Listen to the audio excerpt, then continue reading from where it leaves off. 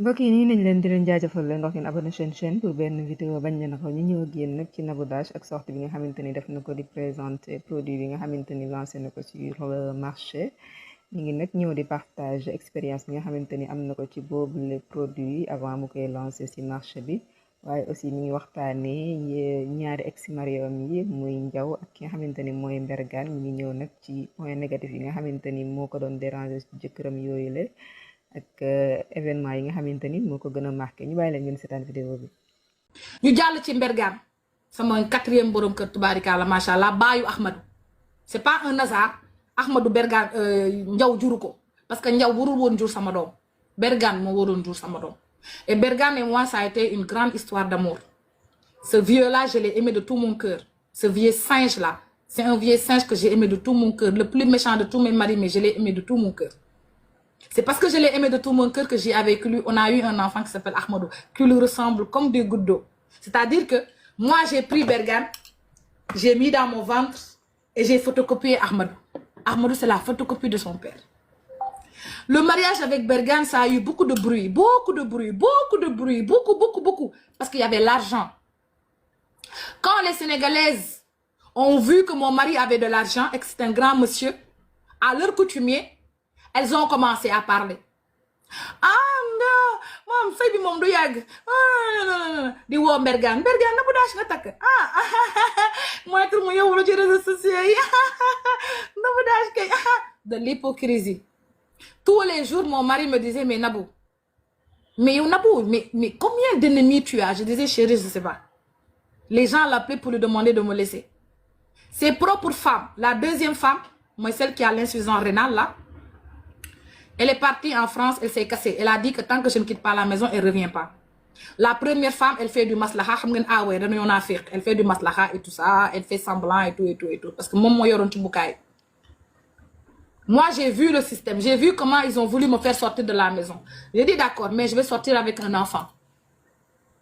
Vous voulez me faire sortir? Il n'y a pas de problème, je sors. Mais avec un gosse. Avec un gosse du vieux. Comme ça, on est sûr. Quand le vieux va mourir là, la liste des enfants héritiers ginnaaw bu ñu woowee taawam bu góor parce que ñetti doom yu góor la am Ahmadou mooy ñetteel ginnaaw bu ñu woowee première doom bi dañuy woo deuxième dañuy woo Ahmadou parce que tant que héritage bi tant que ñëwul ci Ahmadou moom baayam du tàlli du mës a tàlli ak ku ko mën a ñaan ak kaamin buñ ko mën a wàcceel miraas bi su Ahmadou amul ba wàllam du tàlli. Ça c'est pas moi, c'est Dieu. Tu vois? Et savoir que lui et moi, on s'est... Mon tartay, ba ma sentiré ni que paré na pour waxtaan ko, c'est là leen ni que Mbergane faramason la. Et que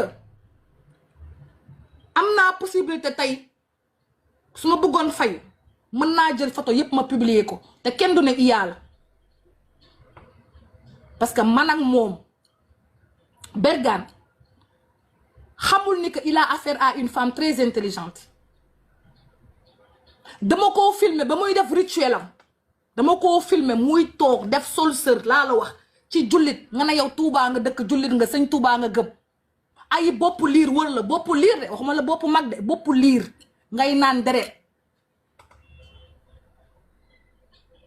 Bu doon dama topp sama mère au début mënoon naa ko publier du safe mais instant yi nii la safe bi te duma ko publier sur les réseaux sociaux yi parce que aw ma envie fayantu mais dinaa ko bind livre dinaa ko bind.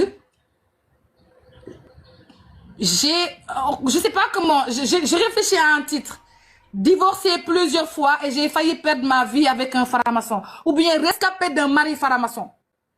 Je suis survivante.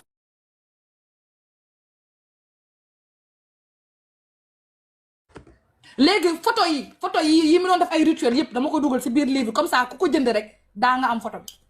Léegi moom su bëggee porter plainte su wóoloo boppam ndax xam ne bii du yooyu na porter plainte su porter plainte dina metti mais at least Ahmadou su màggee dina gis ni que yaayam lépp luñ ko nit ñi mën a waxal diggante moom ak papam c'est faux et que papam moo nekkoon nit ku bon mais yàlla moo xam lu tax mu boole ay nit et que doom public de la Sierra Leone Mbergane et moi Il m'a dragué chez le président de la République de la Sierra Leone. C'est à la sortie de chez le président qu'il m'a dit, je t'aime, tu es très belle. J'ai envie de toi. Je lui ai dit, garde tes envies. Arrivé au Sénégal, tu m'épouses, je te donne tout ce que tu veux. Mon corps t'appartient à partir d'aujourd'hui. Je sais comment draguer les vieux. Le vieux, il est rentré au Sénégal, il tombait fou amoureux de moi. Tous les jours, il m'appelait. Viens au bureau, viens au bureau, viens au bureau. J'ai dit, chérie, je suis fatiguée de venir au bureau tous les jours. Épouse-moi et viens à la maison. Comme ça, on va passer du bon moment. Et c'est là qu'il m'a épousée. Et quand il m'a épousée, j'ai eu l'idée géniale de créer Intima. Parce que mes nuits avec lui n'étaient pas trop pimentées. Comme c'est un vieux de 65 ans, et comme je suis une jeune de 31 ans, et mon sang est très chaud, je me suis dit, pourquoi pas essayer de créer quelque chose qui va rendre ce vieux-là assez fort au lit.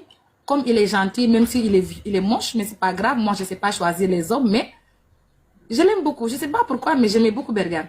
Il avait cette méchanceté, ce aura noir, machiavélique, tu sais, un vrai dôme. Mais moi, j'aime les dômes. Moi, j'ai dit, ok, pas de problème, je prends. Je prends la livraison de Arras. C'est vrai que c'est une livraison chaîne, mais je prends la livraison chaîne de Arras. Et j'ai créé Intima.